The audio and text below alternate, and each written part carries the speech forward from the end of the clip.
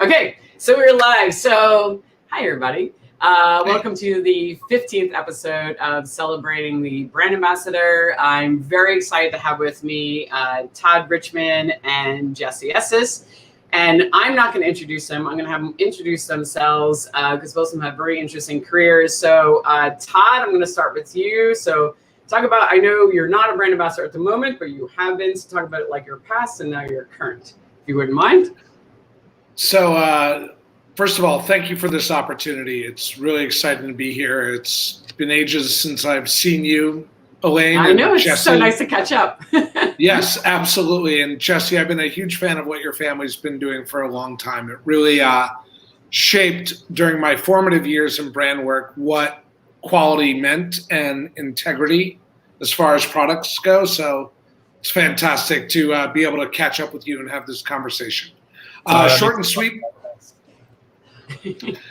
Short and sweet version is I worked for Frederick Wildman as a wine supplier and then transitioned to handling chartreuse.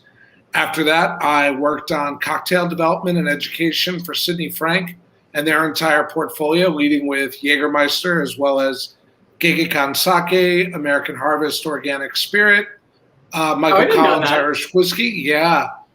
Wow. And Baron Jaeger. So worked with a lot of those other brands as well, but Jägermeister was the focus.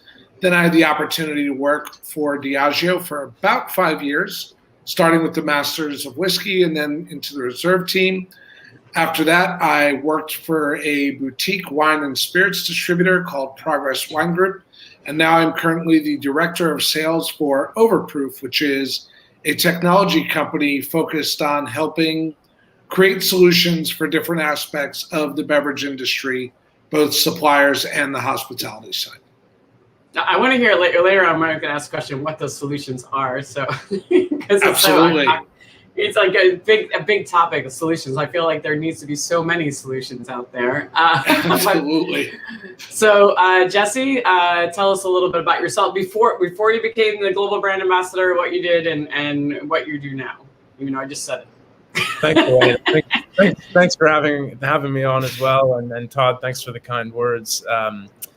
So I started off in bars, working in bars for about 7 years in London, and then kind of joined the family business, which we'll talk more about, Tequila Ocho, as the global brand ambassador. Although that's my title, I do a little bit of everything. So I'm the international marketing manager. So all of our markets outside of North America, I do the marketing, and I'm one half of the international sales team for Tequila Ocho. So along with my colleague Salva, I look after about 50 different markets. So small job. Just a small job. Also, probably the most fun part. I mean, it's all fun, but I absolutely love new product development. So that's something I'm very much involved with, and I'm sure we'll speak about that more as well. Written a few books and kind of write for publications, trade publications regularly, and involved with kind of the drinks community by the Drinks Trust more recently, and just different projects that I've got going on. But yeah, primarily global brand ambassador for Tequila Ocho. Great, I have to stop here. I didn't know you wrote any books. What did you write? I wrote a couple of cocktail books that are more for consumers than trade. So really. Yeah. Hey, congratulations. Awesome. Any that I can find somewhere? Are they on Amazon? Yeah, they're on everything. Amazon, all over the place. So From Dram to Manhattan is the one about whiskey cocktails, and then Tequila Beyond Sunrise about tequila and mezcal cocktails, and possibly a rum book in the works. So that's something fun that I've got going on. Well, I will say, as the part-time global brand ambassador for Kapali Rum, which is a delicious rum from Belize. It only uses 3 ingredients, just sugar cane, yeast, and water. That's my plug for the brand. Please let me have some cocktails, and if you want to have some product for some rum, please let me know, because it is fantastic. I definitely will, and thanks. Thank you. I have to give them a plug. They are, as the brand ambassador for them, and as a part-time, we don't get to do a lot at the moment in time. So this is my one outlet that I actually get to talk about the brand. All right, so you guys have both worked on brands or categories that have not always been popular always with your target market. Meaning, like Todd, you worked on, as you said, you worked on an entire portfolio. But when I met you, you were really making Jägermeister relevant to the cocktail industry, which was interesting because it was only like the thing you found in college bars and a shot machine. And then Jesse, working, obviously tequila is relevant, but it keeps growing. It wasn't the thing everybody looked to. And especially in Europe, it's still a spirit that people still have some hesitation about jumping into. It's not their first thing they turn to. So I really wanted to talk to what are some of the activations? And Todd, I know we talked about something really cool you did to make Jägermeister something that people looked upon more seriously to get them under brand. And then I want to talk to you, Jesse, about like what you guys have done to kind of get the people in Europe to embrace tequila, in a different way. So Todd, for you, what did you do? All right. It was really interesting to go from a brand like Chartreuse, which an herbal liqueur with a ton of complexity that was in the early 2008, 2009, 2010 handful of cocktail aficionados in the trade were leaning into that brand. And then to swing over to Jägermeister, you had almost the antithesis, which was this general market that really, really loved Jägermeister. They had embraced it, but with the cocktail, sort of the craft cocktail set, they had really sort of pushed it away on reputation only. So I was lucky enough to work with Tad Carducci on a seminar called Blinded by the Dark, which was a blind tasting of Amaros, digestifs, and herbal liqueurs. And it allowed us to sort of stand on the shoulders of other brands. Where the interesting thing was that the trade began to embrace the brand because when they tasted it blind and looked at it for what it was, an herbal liqueur with well-selected ingredients, thoughtfully made, take away all the other reputations about it, they really began to embrace it. And credit goes to Tad Carducci for being willing to embrace Jägermeister. And at the same time, big thanks to Jägermeister for being like, you know what, this could be a really interesting angle for us to position the brand in. So it was really cool to be a part of that. And also, anytime you can use a bitter or herbal liqueur that is somewhat sweet in nature, there's an opportunity with a slight variation of the other ingredients to feature Jägermeister in there. So that was really the plan. I thought that was really, because it's true. Like we all thought of Jägermeister as the shot brand. And I also think the other thing was really interesting was that Todd at the moment was working with Domain Select. You were working with Sydney Frank, and the two of you partnered up. So it's like two competing companies kind of doing something together, which is also unique within the industry, at that time. And so for you, is it more like because people tasted it blind, they were like, oh, that's really good. And then it's like they just thought of it in a new way. They were able to kind of separate like what Jägermeister's reputation was. Did you have any, like, what would you say your big success? One was, how did, you and Todd working together, you and Tad working together as a company, was there any hesitation from either company? Nope. That you're doing course? Not a drop. There was no real issue because it was all trade focused, and it allowed us to work in a different way than we had worked in the past. What was the most exciting thing was when we did the seminar at Portland Cocktail Week, we also managed to throw a party where there were ice cold, neat servings of Jägermeister. You could get just a local pint of beer, some pizza, and we had a really fun DJ. So working on a brand like Jägermeister, it allowed us to have this dichotomy which maintained the true brand ethos, which is ice cold shot, herbal liqueur, meant for celebratory occasions. But alongside that, hey, listen, they're sourcing their 56 herbs, roots, spices, flowers, fruits from all over the world. And when you're putting that kind of thought and care into a product, then that should be celebrated as well by the people who make their own orgeat, get into long conversations waxing poetic about, no, you need to use this type of neutral grain spirit to make your tinctures, and fights about overproof rum.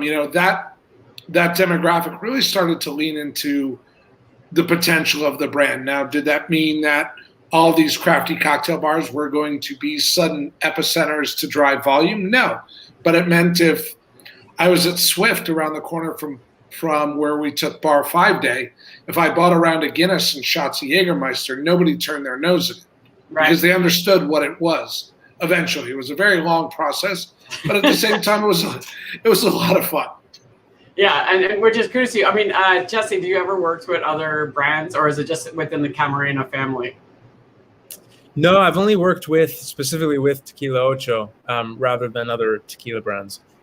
But I think I'm wondering. No, I'm saying, like, would you ever, as just to enhance the category, maybe embrace, like in Europe, doing something like a collaborative with multiple tequila brands? Absolutely, yeah, absolutely. We've done that. To us, it's really about, your question about how do you really work with a brand where that category has a stigma to it, or there's difficulties around selling that category.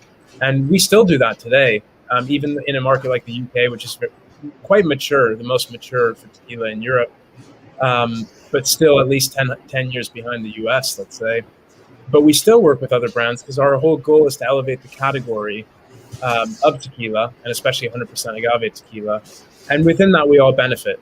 All the brands benefit. So we work with basically all brands. We're all friends. We say we're friends, not brands, in the tequila category. Is there any activations that you guys have done that you really are proud of? That you're like, all right, this is definitely making a difference for tequila? Well, kind of similar to what Todd said, and I think that blind tastings are just so helpful. So we've done a series of blind tastings across all agave spirits, including, Bacanora, Raicilla, even Sotol. I've usually throw in kind of some wild cards, South African agave spirits, Indian agave spirits, Venezuelan. And it just really, our goal is to change people's perceptions about tequila, about agave spirits. And I think one of the best ways to do that is to get beyond the label. Like Todd said, you say the word Jaeger and all kinds of people have all these big preconceptions about what that means to them. Whereas you take that away and you just have the liquid, it speaks for itself. And I think people are very often surprised and shocked by their discoveries, myself included, in blind tastings. I think it's a great exercise. No, it is. I mean, because it's funny. Most brand ambassadors are just hoping to get people to love their brand within a category, but to get people to actually embrace a category, not just your brand, but just the category as a whole, that's a whole nother challenge. It's like you got two jobs. It's like educating people about tequila, educating people about then Tequila Ocho and how yours stands within the category. So it does make your job a little more challenging, but it probably makes your role a little more interesting because it's not just about selling your brand. You're like changing perspectives for an entire industry, which is kind of cool. It's a lot of fun, I would imagine, but challenging. And, my dad is very much, obviously, is the founder of Tequila Ocho, but he is also the official tequila category ambassador from Mexico to the EU, to the European Union. So that's very much what he's been doing for 45 years now, is promoting the tequila category in Europe long before Ocho was around. So that's something close to our heart, that we want the whole category to prosper and do well, not just our own brand. Now, his story about when he was telling me how you opened Cafe Pacifico, Todd, I don't know if you're familiar with Thomas Estes, Jesse's dad, but you are, but I got to interview him last week or 2 weeks ago, and we were chatting, and the fact that he opened up Cafe Pacifico in Amsterdam, a tequila bar in the 1978, like when people were like, I have no idea what really tequila is, and I don't really drink it, but he went full on, and brought it in, started educating them, and then opened tequila bars, 5 or 6 of them, right, around the globe. 18 of them, yeah, 18 of them. 18, yeah. Okay. Wow. I didn't realize it was 18. I thought he had one in each country. I didn't realize how big it was. No, in London at one point we had six venues, I think. So yeah, he made his way around Europe and Australia and different places. Wow, that I didn't know. So all right, so Jesse, Tequila Ocho has such a compelling story, right? You have, and also you have two different packaging styles. And anybody tuning in, and we're starting to get a few people, like, can you tell us why you have two different bottles, and do you have them there so they can see and what the story is? Yeah, behind Tequila Ocho. Todd has seen this one or not. This is actually a limited edition red bottle, but this is what I'm trying to get this facing the right way. Yeah, we can see it. Good. This is the European packaging and Asian packaging. It's 500 milliliters. It's normally a clear bottle that's screen printed, so the 8 on there would be screen printed in this writing and things. Obviously, anyone tuning in from Europe, this is the U.S. packaging, so we're talking really worlds apart here between the two. And we started with the 500 mil, kind of what we call the red bottle packaging. That was our initial design that we did ourselves, and it was very much for our own bars at that time.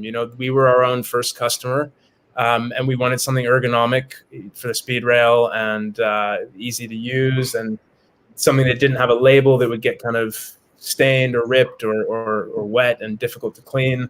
And the best thing with these bottles is you can just take the back of a bar knife and kind of scrape off the screen printing fairly easily, and you've got cheater bottles. So I love going to bars around the world, and I just can point out on the back bar. Yeah, so it's for us as kind of being an on-trade background, it makes sense. And then the US, we 500 mils back then was an illegal size. Obviously, I know it's legal now. It's legal now. Like, yeah, it's amazing. Yeah, it's legal now. 500 mil. Yeah. It's a big deal. It's a really big deal for so many brands. But anyway, go ahead. Sorry. So yeah, but obviously then, 13 years ago, it was not permitted. And our US importer at the time, who we were speaking to, wanted something that was more kind of premium in image and kind of top shelf, if we can call it that. So we really kind of took everything back to the drawing board, clearly, and started from scratch and took inspiration from wine bottles, cognac, Armagnac, to really drive home that concept of terroir that's very inherent in French wines or spirits, and wanted to tie that in with tequila. So this is the result. I love both of them. I couldn't choose a favorite, but very, very different. Same exact liquid. No, I think it was so cool. I don't know if I told you yesterday. I think I did that. One of my first, I met Felipe Camarena when I was there. I was visiting Don Julio, and I asked if I could go to a couple of distilleries, and I went there, and I was really hungover, and I was really late, and I met Felipe, and I had my own bus. Like Diageo gave me a little bus, so I had this giant bus. It was just me and the driver, right? So I pull up there, and there's like this couple, and they're like waiting for me, and then like Felipe, and he can see I'm hungover, and he looks at his son. He's like, "Go get her a beer," and then I look up. I'm like, "Do you happen to have any Advil?" And I was like, "I will give us the bus all day if you can give me some Advil." So he's like, "You're mine. I don't know where else you were doing today, but you're mine for the whole day." And so we all went on the bus, and he took us to La Rojena when it was still being built, correct? Because that's the newest, or no, he went to La Rojena, it was already built. That's where El Tesoro was also made, correct? La Alteña has been there since 1937. I think what you're thinking of is El Pandillo, which is Felipe's distillery, which now produces Or and Pasote and Teralta. Really cool distillery. Yeah, he did. He took us. Yeah, he took us to both. And when he took us to his new distillery, he was like showing us, and I'll never forget. He was telling us about Tequila Ocho as well, and like it was a single estate and single agaves, and that like nobody else is doing this.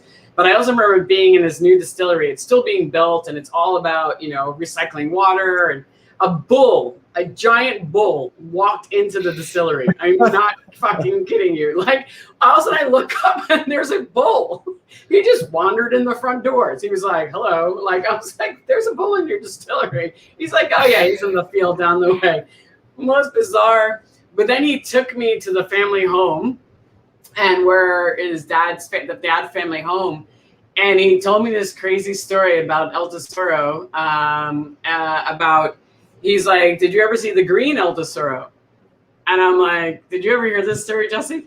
Yeah. He's like, I was like, a nail or something that was in the barrel, and an iron ore like dropped into one of the fermentation tanks. Like, so one of the guys, because they stir it by hand, and one of the guys dropped it and didn't tell anybody. So so it tainted the product, and it all arrived in America, and it had this slight green color, right? So they're calling, him, and he's like, does it taste okay? They're like, yeah, but I think there might be something wrong with it. And they finally found out like what had happened. Like the guy never told anybody. So I had some of the green El Tesoro while I was there. It tastes good. I mean, it was fine. It was totally fine. All right. So I go off on a tangent here. All right. So Todd, sorry. You guys have both done a great job of building your own personal brands. Todd, people know you from all over the place. And I definitely know, like, when you got hired by, Diageo, they found you. You and I had conversations like, should I take this job or not? But tell us, things you might have done to build up your personal brand. Like, because I think it's a burden thing. And I know, Jesse, you have you've done an entire thing about this. And I have as well. To get people to seek you out, what do you think are some great best practices, Todd, so that people, find you? I guess it's just if you're going to commit to something, do it. Be nice when giving a presentation, being sure to be mindful of Hi, Diana. All the questions. What's up, Diana? Being willing to learn from other people in a job and a field like the brand ambassador, where you're considered the face of the brand. You got to take a certain amount of the ego out of it, because that's when things can go off the rails and get dicey really quickly. So I always try to remember that I was part of a team, and that ultimately my job had to lead to sales. It had to lead to sales of the product. So that's making sure I checked all the boxes when I was in a specific market. Was I working with the distributor and building up that relationship? Was I working within our network of regional and market managers, and not just coming in, doing my own thing, thinking that, I'll just do a guest bartending shift. I'll do a bunch of spends and then everything's fine, mission accomplished. No, it's willing to get in there and get in the parts of the job that may not seem so glamorous, like going to out-of-the-way retail stores, going to markets that never get the attention from a brand ambassador, but there's so much value in there because those visits really are impactful, and it's just like anything else, it's relationships and just I think finding your place in the team. Yeah, touching on something there about building your network within the marketing teams, because as a brand ambassador, I think the more you network within the organization, people get to know you, the bigger your value becomes, and then people think you on a whole nother scale. So, like, when you went into a market, would you meeting the market managers, knowing the brand teams, is that something you would always make a priority to make sure everybody knew who you were? Absolutely. I mean, I was pretty OCD about my emails back in the day. Still am to a certain extent, but I've relaxed a little bit. Making sure that the agenda was set, making sure that there was room for me to do recaps and also get a run in or hit the gym or something of that nature. Smart. But spending time with the market managers, spending time with the local sales teams, getting to know every level of the distributor chain, just so that they knew I was out there and I was active and was in a way that was working towards the common goal, which is ultimately sales and getting more people to use the brand, whether they're pulling it off the shelf of a retailer, using it at a cocktail, new points of distribution. I think that the work, more than anything else, in addition to treating everybody with compassion and respect, is sort of the best way to build a brand. Now, it's not always easy, because even within the own company, they're like, who's this person coming in with their bar kit and asking me to go pick up fresh squeezed tangerine juice for an event. There definitely are people from sort of the generation before that are just state managers, market managers, and they're just like, you know what? I just want you here to sell. I care about depletions. And it's finding that intersection where both of us could do our job, do it well, with the vision of marketing and try to get the W for everyone. No, I think when to touch on that, one of the things you brought about was that fact that like you've also built a reputation that brand ambassadors are more than just a credit card. You built a brand, you built your own personal brand. It's like, I'm not only going to do this cool interaction and engagement, I don't think I'm above you. I'm part of the team, and building a personal brand. Like, I can help you sell. I can help move cases, because sometimes they wouldn't find value in the brand ambassador. And to build that personal brand, as well as you developing a brand for a brand ambassador, like, this role is important. And this is what I can do for you, I think is also crucial. And not being a dick is pretty much my number one motto. People ask me all the time, like, what is it? I was like, don't be a dick. At the end of the day, be reliable, show the fuck up, and don't be a dick. If you can do those three things, you're halfway to your goal. Now they're like, well, that should just be a baseline. I'm like, yeah, but you would be amazed how many people can't do that. Yeah, and don't get me wrong, there have been hiccups, and there have been times where I wish I could have said or done things a little bit differently. Of course, we all did.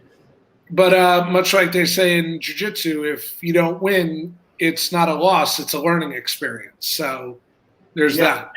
You never got fired, so there you go. So they were willing to forgive you, mostly because I was very close a few times myself. And Jesse, I know this is a big thing for you. But you come a different fight. Like, and it's something I believe in. It's like, how do you build your brand? Let me just go into what was your philosophy about building your brand? Because I know you did like a presentation about this. Yeah, and I really like Todd's approach, because it's also just kind of, half of it I would say was just kind of being how to be a decent human being, which we could all use more of that these days as well. And so, it's just, it really is, like you said, it's the face of a brand, and you want someone who really, if I look at the best brand ambassadors I know, in fact, most of the brand ambassadors I know, they're people that everyone really wants to be around for all those reasons, because they're just genuinely good people and fun and all of those things, and humble and kind. But yeah, my approach is a bit more systematic and a bit more practical. So there is an article that I wrote just recently in the last couple of months for the drinks community, the Drinks Trust, which is called In Praise of Self-Promotion, How to Get Noticed. And I outline about 14 different points. I mean, I could have gone further, but I had to cap it. So I have 14 different points that I would recommend, not just for brand ambassadors or people who want to become brand ambassadors, but just anyone who wants to kind of move up in their career and kind of, get noticed a bit more within our field. Can you give us a few, like what you think your highlights? I'm not all 14. Sure. I mean, it's really the same way you think of a business. It really applies to us as people, right? To brand Jesse Estes or brand Elaine, brand Todd. To me, it's very similar in that sense. So, conducting SWOTs and, identifying our strengths and weaknesses and opportunities and threats as individuals or as brands, looking at USPs, what is it that really sets me apart from anyone else in my field? There's usually going to be at least one or two things for every single person. If we really, that's not easy to find. It is not easy to find. It's not easy to identify yourself. It's a very worthwhile exercise, but not easy. And then, things like just being ready, having headshots ready, because there's going to come that time where things do start picking up, where people are going to ask for a buy or they're going to ask for a headshot. Just kind of being prepared for that kind of upcoming success. And, Elaine asked me this question yesterday, and I just thought that I was at the supermarket a few days ago, and I saw a brand, I can't remember what it was, it was just some consumer good, but I knew nothing about this brand, but I had seen it enough times with that brand recognition. There was a familiarity to me already with this brand that really kind of tied into, for some reason, my mind went to politics, that, especially with smaller elections, local elections, like in the US, all this money they pay for those little things in people's front yards and advertisements on TV. It's really just to drive home that brand recognition. So to me, it's like, get your name out there, get involved with whatever it is, forums or groups on Facebook. Try to write, try to become, I guess blogs are kind of out of fashion now, but, start an Instagram page, a TikTok, whatever's the most relevant medium right now.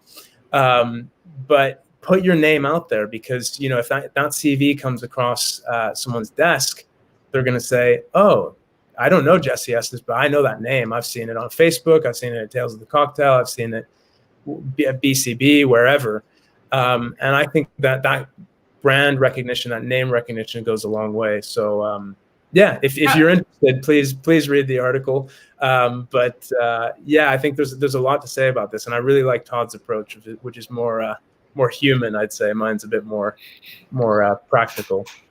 Well, there's a balance of two, right? So it's like there is that human approach of when you're on the actual job and you're putting yourself out there, and then there's like the more tactical. Yours is a more tactical. You're like for me, and it was so funny when I was on with Ian Burrell. I said to him, I'm going to say something to you, and it's going to be really shocking. And I said, nobody's ever asked me to do a seminar ever or to be on a panel. And he's like, are you shitting me? I was like, never. I've never been asked to be on anyone's panel in my entire 20-year career on any trade show. I said, he goes, but you're always at trade show. I said, every trade show, I've created my own seminar, made my own panel, and put it out there in the world. I said, even Diageo never asked me to put together a seminar, ever. I took Diageo to Tales. They'd never been there before. And I brought them in and created seminars, created the brand ambassador Thursday happy hour thing. Like, I was like, sometimes you just have to make that extra effort. Like if somebody's not asking you to do something, and a common theme on this show has been do the job you want before you get the job, and I just wanted to put myself out there. I wanted people to know who I was. I wanted to speak at seminars because I had some things that I was really interested in talking about. But I was like, and I wanted to build a brand, because I knew I wasn't going to work at Diageo forever. And I didn't work behind a famous bar. So it's like, I need to do something so people have some way of like, who's this Elaine Duff person? Why should I listen to her? So sometimes you have to do extra work, and it takes a lot of effort. I think that's a great article. Can you send it to me later? Or same here. Yeah, definitely. So I can post it. I'll post it up on the page. I think people would love to see it. Okay, so for you both, I'm looking at, so you built your personal brands. We talked about that. Some of your beliefs around this, blah, blah, blah. Todd, so we talked about yesterday about personal growth, because you've made a lot of career changes based on you were looking for that new challenge or some new roles. It's something else you wanted to learn. So talk about some of the roles you had and how you got to where you are now, and why you made that change, especially going from brand ambassador into distributor.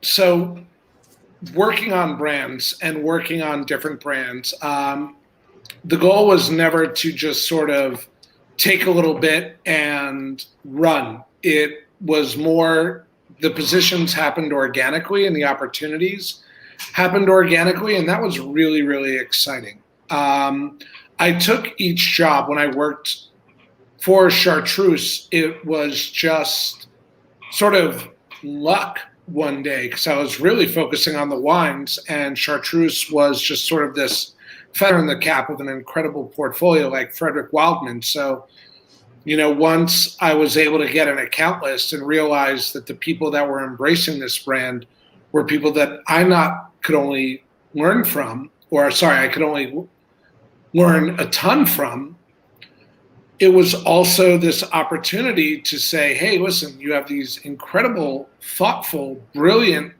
people embracing this brand. How do we spread the word even more? So that sort of led into me sort of forging my own path within the confines of what the company wanted. And then with Sidney Frank, the opportunity to work more focusing on learning cocktails and learning about, trade engagement and working within media and working under public relations was an incredible opportunity. And then, so that taught me a lot. And, Sidney Frank, as did every employer, really embraced in the education and personal growth within my career. They set me to bar 5 day. They gave me a lot of opportunities to pitch ideas. And if they made sense, great. And if they didn't make sense, they told me, why do you think this works? Here's why we think it doesn't work. Run it back again, and let's see if we can find that middle ground. And that teaches you a lot as well. Yeah, that teaches you, more importantly, a sense of humility, because at the end of the day, it's never about one person. It's about the brands. And that was something that was a big part of the personal growth. And then transitioning from Sidney Frank to Diageo was wild, because I never worked for a company of that size ever. And the amount of layers of learning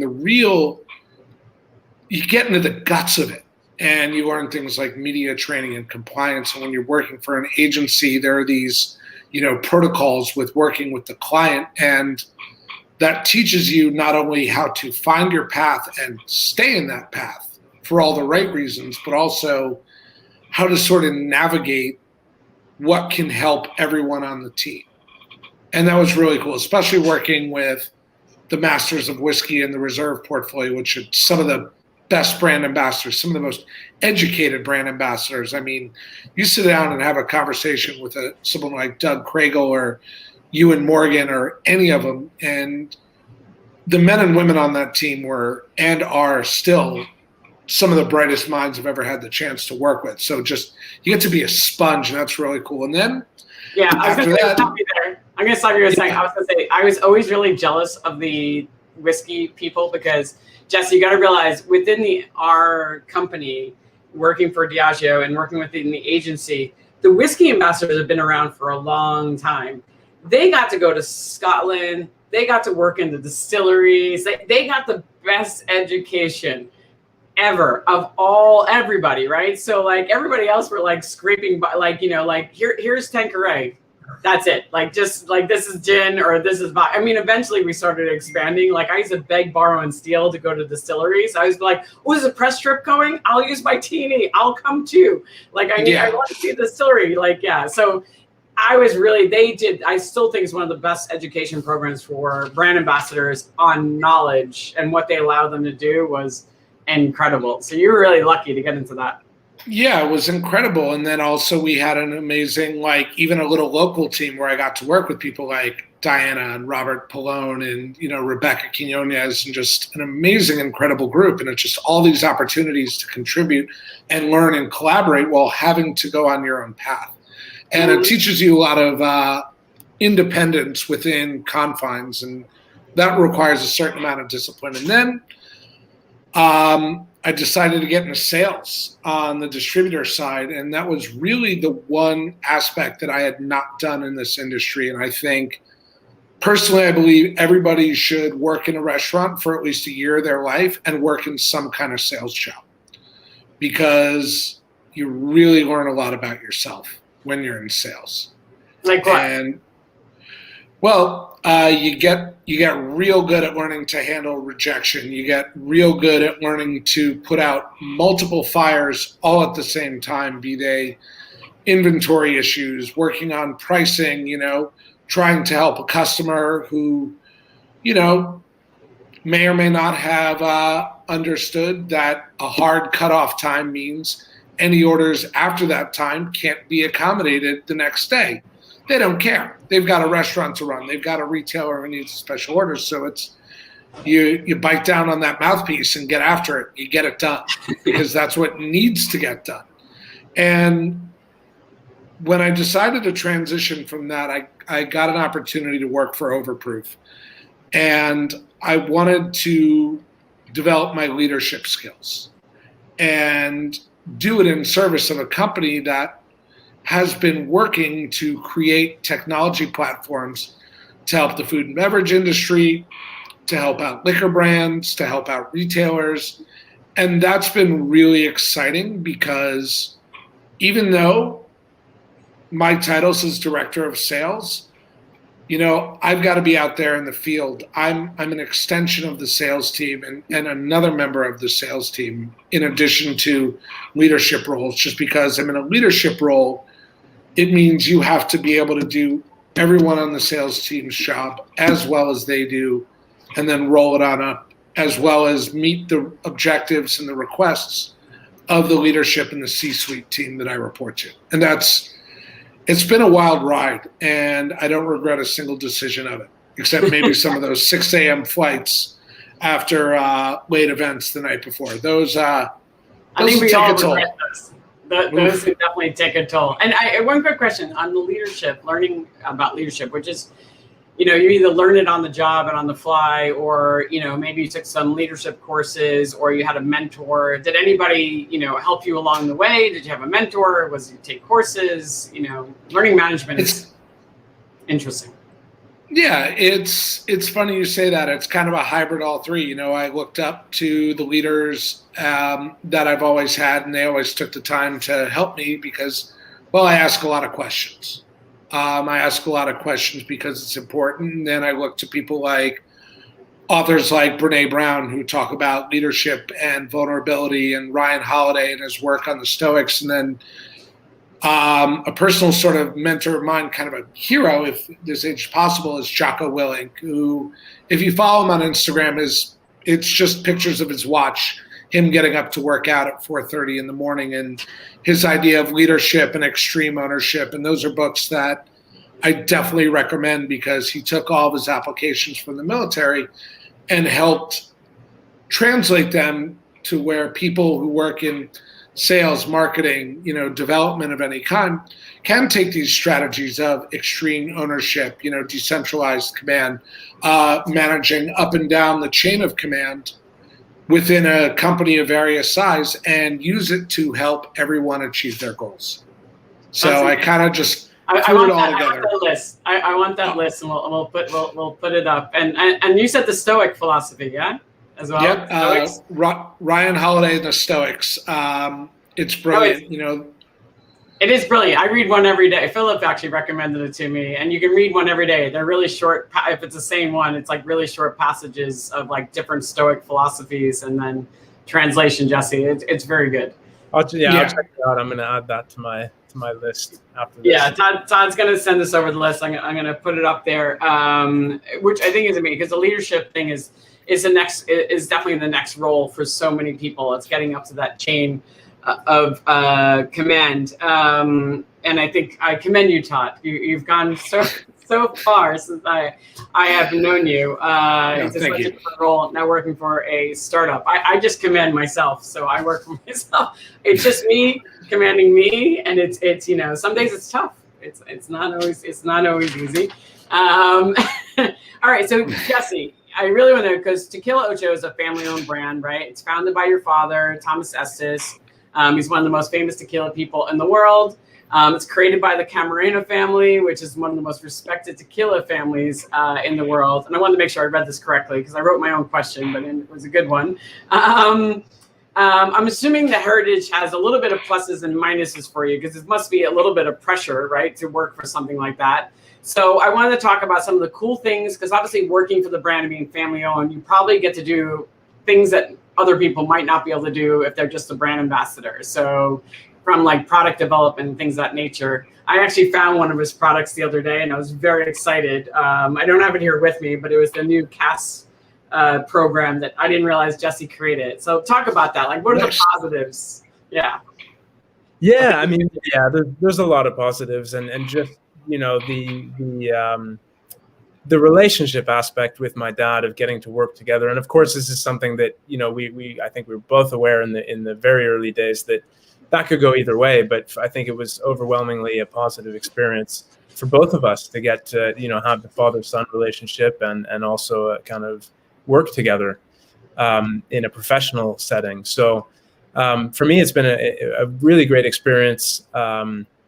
And, I don't think it's never been about, trying to quote unquote fill my father's proverbial shoes. It's very much, and I don't want to speak for the Camarena family, but I think that they feel this way too, that, Carlos Camarena as a fifth generation master distiller has heaps of heritage and tradition and deep roots in the tequila world. But he's also an innovator. He's a pioneer. He's a kind of visionary, for lack of a better word. within that category. And I think that he sees his next generation, so his daughter Fanny and Mary Fair and Carla, his 3 daughters, all in the family business now, very much as the kind of next wave. And I don't think, again, I don't want to put words in his mouth, but I don't think he would want them to do things exactly the way he did them. I think that's the beauty of this new generation coming in, that they change things. And, you know, Todd, having worked with these brands with extreme heritage like Chartreuse, you know, if Chartreuse never changed in 400 plus years, I don't mean the recipe, I just mean the essence of the brand itself. You know, I think the opposite of change is death, really, at the end of the day. So, you know, that's important, that every new generation brings their own touch. So, yeah, I'm very much glad to be adding some of my own influence onto the brand. And this partnership that we started, that you mentioned, with Maison Ferrand and Alexandre Gabriel and his team, started 3 or 4 years ago, probably. And we did a barrel swap. So they sent us some different rum barrels and cognac barrels, and we sent them some very special barrels formerly containing Tequila Ocho. And we've done a range of cask finishes that came out a couple of years ago. And then just recently, what Elaine found in the Hamptons, I think it was, which is super rare. This release, we did about 300 cases of each SKU. It's called Barrel Select, and these were created by Alexandre Gabriel. They're the first blends that we've ever done with Tequila Ocho, because that's not really part of our philosophy. But again, we like experimenting, we like innovating, we like trying new things and crazy. I'm going back there just to get the other 2, because I didn't realize it was only 300 cases of each on the marketplace. And I saw them. I sent them a picture, and I bought one. It was aged in a rum barrel, and I have it. It's an añejo, and I'm like, wow. And there's one in a cognac, right? What's the other one? A cognac, rum, and then there's a blend of different rums. I think Fiji and Panama, and different cognac barrels. So yeah. Yeah, I don't even know if the liquor store knew, and it was a very cool liquor store, but I don't even know if they know how special it is. So no, probably not. Yeah, I was like, because Tequila Ocho was in a lot of liquor. I was in a lot of liquor stores that weekend, working on a different project, and I was like, Tequila Ocho is really out here. People really love tequila out here, and then I saw those. I'm like, well, these are new. So yeah, very excited. Going back. Oh, that's cool. And I never get tired of that, Elaine. I'll be out with, especially with non-industry friends or non-industry friends, and I'll see Ocho on the back bar, and I walk into the bar and it gets me every time. If it's a bar I've never been to before, and they're saying, come on, you know, Ocho's in thousands of bars, tens of thousands of bars around the world, but it just gets me every time. So walking into the liquor store and seeing that, it's the same experience. Now, it must feel that pride. I know Philip feels that way when we go into a bar and somebody has, you know, his Geneva on the back bar, and he's like, wow, look at that. He's like, it never gets old whenever you see that. So yeah, that must be really magical. And also knowing, then also having an expression that you've made yourself, inspired to be made is kind of really cool. Yeah, that's a really exhilarating, unique experience for me, that, you know, to take that from a purely conceptual or pre-conceptual state to being, like you sending me that photo, to being in the shelves of the store that you happen to be in. It's just kind of surreal. It's a great experience. No, that is so cool. Todd, we did, and this is a completely different subject, but I did think it was really interesting because we started talking yesterday, and we were talking about, you know, different things about being a brand ambassador. And the one thing that every brand ambassador will complain about is reporting and expenses, right? So that's probably the most mundane part of your job, right? That's extremely important, but still the most painful, right? So people have shared best practices about taking, you know, pictures of your receipts and using your tool and marketing things. But we were talking about expense management and the fact that there's also a, you know, in this new generation, excuse me, health and wellness. And sometimes having a credit card that's not your own can lead to a little bit of debauchery and maybe making poor decisions. That also is probably bad for other people. So Todd, you talked about this, right? Just about making more conscious decisions of how you're using your expenses, your credit card. Give me an example. Absolutely. and to the generation of brand ambassadors out there now that never had to like cut and tape and paste receipts, for me to do a collab, the way I look at it is this: if the worst part of my job is having to do a small collage because I got to spend someone else's money, then I have no business ever complaining about anything ever in any aspect. I miss mine so much. I mean, it's a funny thing. Expense reporting, complaining about spending someone else's money is like, I don't know. Very spoiled. It's sort of like, you're pretty spoiled. And I have friends who would describe that another way, but I don't know if there's family-oriented content on this, so I'm not going to use the expletives that friends have used with me about it. Anyway, I digress. No, it's very interesting that the most they tell you is, here's your card, spend the money like it's your own, and good luck. And I think there should be a certain amount of responsibility about that. And I should be like, listen, is it a viable time to buy a round of drinks at 2 a.m. for an entire bar because you're celebrating something? Or looking on it in retrospect, maybe it wasn't.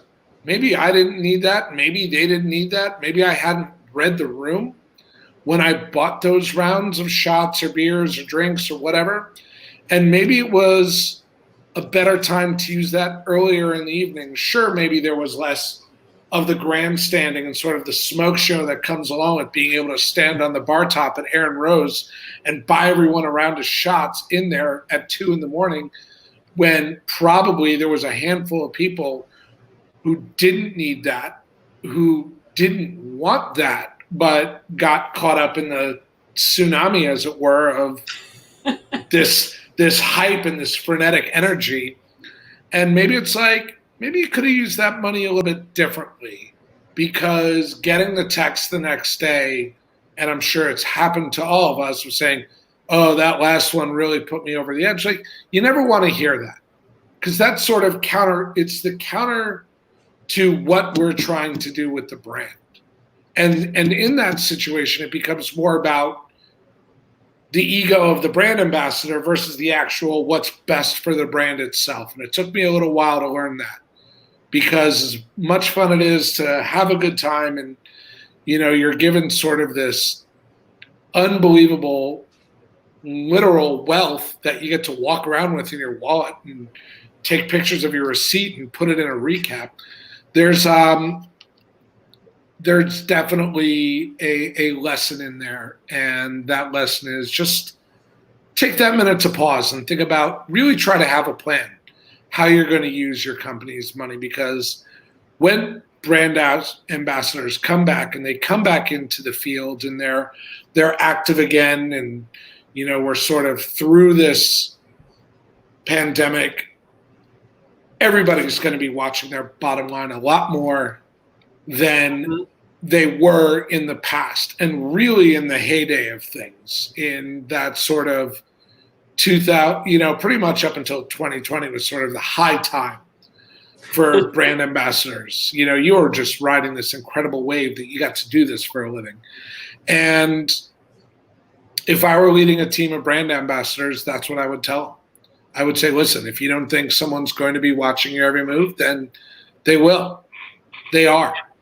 And they will be watching every dollar, because all the reporting is done through your phone now.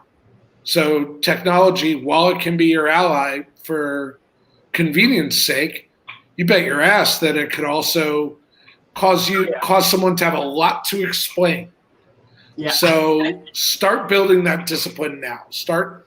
And it'll prevent you from maybe making the choices that some of us older folks made in the past. and got away with, but we wouldn't get away with it now. Got away with it enough. Enough. Yeah, I think those are wise words. Anything, Jesse? You have any thoughts about that? I mean, I don't know how your company works. You kind of work for your Yeah, my experience was very different. We shared hotel rooms and things like that, and flew EasyJet until fairly recently. And then I have, to me, the very big blessing that more recent travel, I was able to get hotels with gyms and things, which we spoke about, the importance of kind of keeping up that side of personal wellness. But yeah, we've always been. I mean, we built Ocho with no funding essentially, so we were always on a tight budget and very aware of that. But I think the reporting is really important because it does just bring a little bit more awareness, like Todd was saying. It just otherwise it's too easy. It's almost like monopoly money. If you just forget that this is real money, and that if you have to do it whatever monthly, or you have to really look at what you've spent. Hopefully, certainly for me it does, and hopefully for others, it just makes it a bit more real. And actually, yeah, you look at that and say, oh, did I need to spend that one line or those 10 lines in this spreadsheet? I'm not sure. So I think it's a positive thing to have to report it, and I agree with you guys both completely that post-COVID, this is going to look very different for most organizations, I think.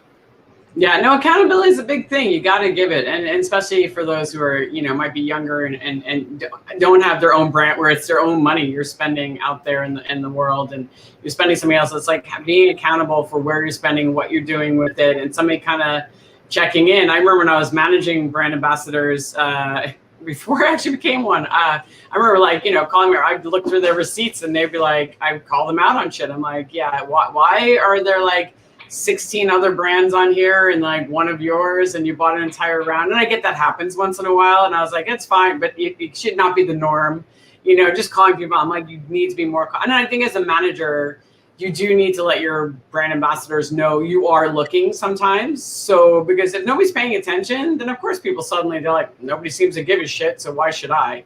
I do think you have to let them know that you do care, and that somebody is paying attention, and coming up with a plan, what's acceptable and what's not. I get it. Sometimes you're going to be sitting in a bar, they don't carry your brand. You're just trying to build a relationship. You're going to have to buy something. That's totally fine.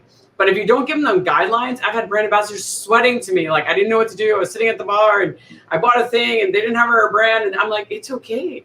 You can totally do that. Yeah. I get it. You can buy a drink, and I always recommend buy the competitors so you can see how they're serving it and what they think about it. I was like, do your research while you're there. And that's okay. But if you don't provide some of those guidelines of what's acceptable and what's not, then how do they know? And then they're sweating every time they hand something is that right? Is it not right? And I don't think that's fair to an employee either. It's you really have to make sure that they understand what the rules are. And absolutely. If they do fuck up, how do I handle it? Do I try to bury it, or do I have an honest conversation? I fucked up last night. A couple of too many drinks, and I bought a round of something that had nothing to do with me. Do you want me to pay for it myself, or how do we work it out? And yeah, good manager, we'll probably be all right, I understand. We'll figure it out. And also, yeah, absolutely. Couldn't agree more with that. It's setting boundaries for yourself, taking that ownership. And, putting the pressure on yourself to do right by the company that you work for. Otherwise, there is no accountability. So it comes down to holding yourself accountable first. Yeah. And especially when you're working for yourself, you have to make sure you're accountable. You do start to treat money a lot differently when it's definitely your own. So I wanted to I know we're kind of getting onto the hour, but I wanted to talk about, there are definitely some things that are sometimes very difficult about being a brand ambassador, whether it's work-life balance or, it's the drinking or, things of that nature. And Jesse, you mentioned, sometimes it was about the 24-hour day. So talk a little bit more about that. Yeah, it's, especially working in I think almost every time zone except for the oceans, it's easy, if I don't turn off my phone, which I was not so good at in the past, it can easily be 24 hours a day, 7 days a week. Now when I'm done for the day, I just switch my phone off because there's nothing that's, that's any kind of emergency that I need my phone on for. That just really helps create a kind of division between work and not work. And I'm sure that's something that most people in these types of positions, Todd included, would have wrestled with at some point.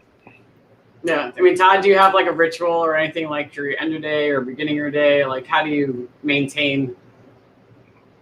I get up. It's I get up at Monday through Friday. I get up at 4 a.m. every day and work out. Wow. And go to jiu-jitsu at 6:30 in the morning. That way, when my teammates are done trying to strangle me and fold me up into various uncomfortable positions, everything else feels relatively easier.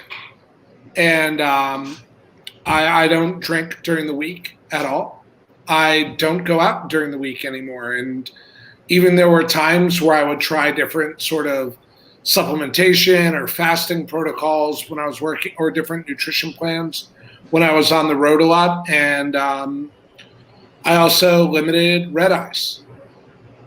I figured if it cost the company $30 more for me to book a flight at a more reasonable hour for health and wellness, well, then I just maybe don't take 6 bartenders to lunch that day to offset the costs. And from there, they're going to find that their employees are going to be a lot more productive when they're not taking a red eye that takes 2 days to recover. I mean, Jesse, you're global, as well as anyone in Elaine, you've probably still got miles from all of your travels.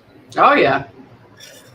No, I was gonna say I always admired, actually, when I worked for Anheuser-Busch, they had a policy of to always, if it was anything over 6 hours, you definitely got to fly first class so you could get a good night's sleep.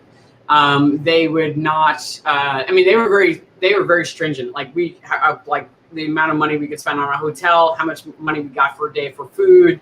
Like, I was not used to that. Going from Diageo, where like I could like sit at Daniel Boulud and have like a nice dinner for the night. I went to that, like I had a budget for $70 for the entire day, no matter where I was. Sometimes 50 if I was in Mexico, 90 if I was in London. I was like, seriously, like, how am I supposed to eat on this? But they definitely had a policy of making sure they wanted you to be well rested. So they really preferred you didn't take red eyes. They wanted you on day flights. They wanted you to sleep. So they would make sure, I used to have to go to Brazil a lot, and Argentina. And, that's a long flight. So we always took business class, or Asia. We used to go to Singapore a lot. And you flew comfortably so you could sleep. And I appreciated that, because when I arrived, I wasn't jet lagged, because I had a, decent night's sleep. You're always a little jet lagged. And to your point, I don't get up at 4, Todd, but I do get up every day, even on weekends, actually, because I just find it easier, somewhere between 6 and 6:30.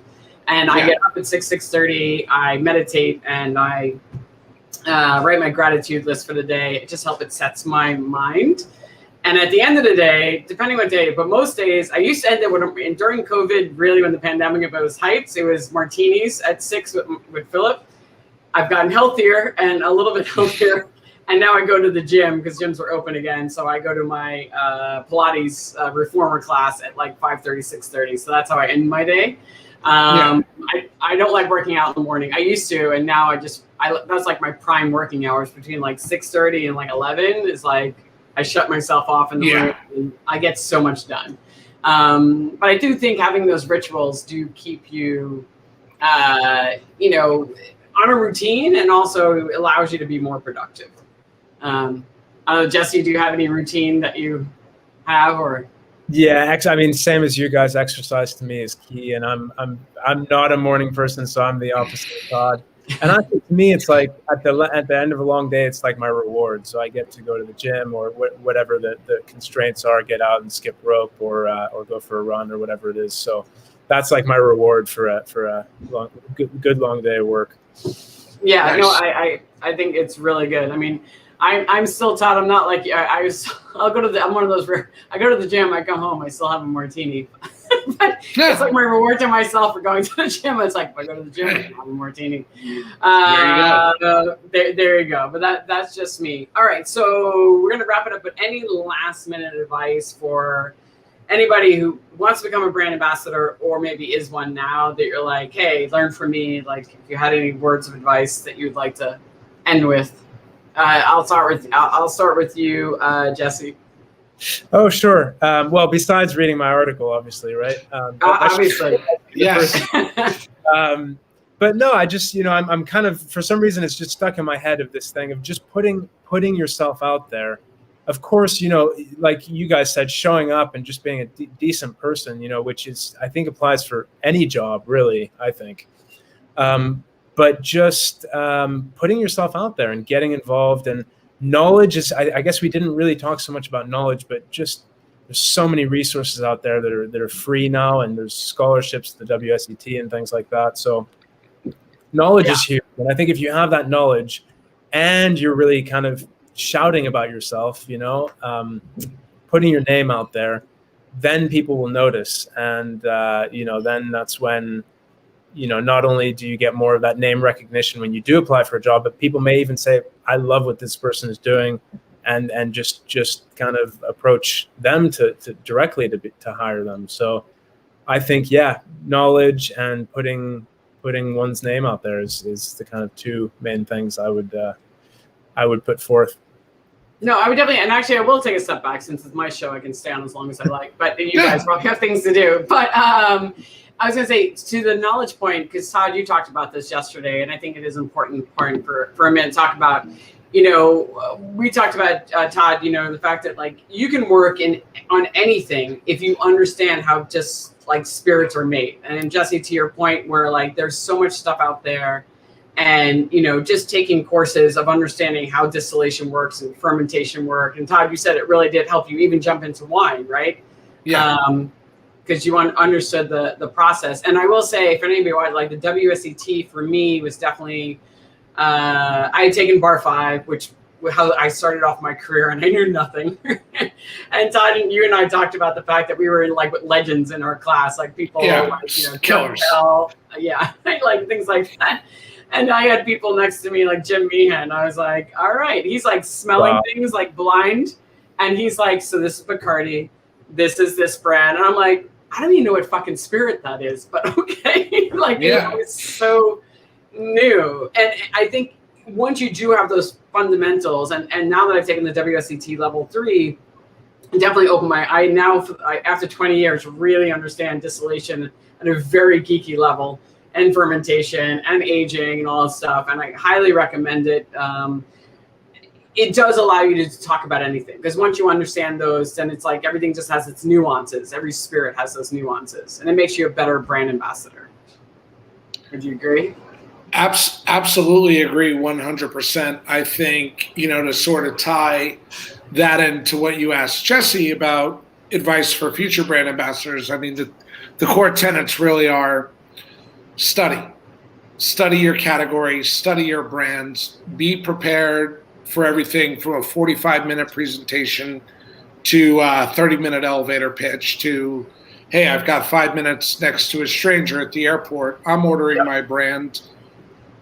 The conversation strikes. How do you navigate all those different spaces? The biggest thing is you're part of a team. There are a lot of great brand ambassadors out there, but there are also a lot of very hungry people who want to work hard in our industry, and we're only as good as our last bit of work. Yep. And we're only as good as our value to the team, to the program, to what we're doing. So, be sure to remember that while we need to be on that stage and under the lights or behind the bar and you're talking to people, you're really nothing without the team around you. Otherwise, you're just somebody talking for a living. And I think that sort of deferral of the ego is really important, because you're the face of a brand, and you're the face of a brand that's been around a lot longer than the three of us combined, let's say. And there are a lot of people who help make that happen. So just get excited. Get excited about all of it. Get excited about the basic questions from new bartenders who could become future loyalists. Take the time to, get to know everyone. There's so much that's great about the brand job that can lead you into so many other careers. Just go with it and have fun.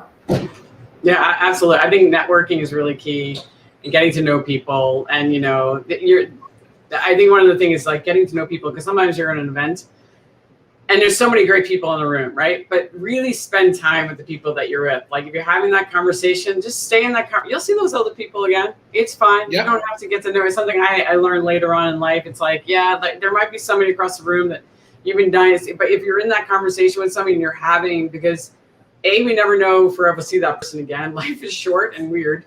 And so it's like really appreciate those people and build those relationships and stay in touch with them. And that's what social media is really great for. And, get to know them on a personal level. It's amazing the stories you start to find out. It's one of the reasons why I do this, is because I get to know people a lot better on a much more intimate level. And I always like to I'll end it with, just don't be a dick. Be a good person. Keep building your personal brand and wrap it up. Keep educating yourself. There's always something new to learn. And guys, this has been really great. I really enjoyed talking to you guys. This will stay live. So if you want to share it anywhere, you can. I'll put a clip of like some of our highlights onto LinkedIn, because Todd, I know you're on there. So I saw you today post on that. And that's it. So guys, I really appreciate this. This was really awesome. I learned a lot from the both of you. So thank you. Thanks for having us, Blaine, and great to virtually meet you, Todd. Yeah, likewise, Jesse. It's a pleasure to meet you. Big fan of what you and your family have done for years. So thank you. And Elaine, great to catch up with you again over the past couple of days. Thank you for this opportunity. It's awesome. No, thanks, guys. I look forward to seeing you both in person sometime soon. Soon. Miami's open. Come through. Thanks, Diana, for tuning in. Yes. Thanks, everyone. Take care. Bye, guys. Bye.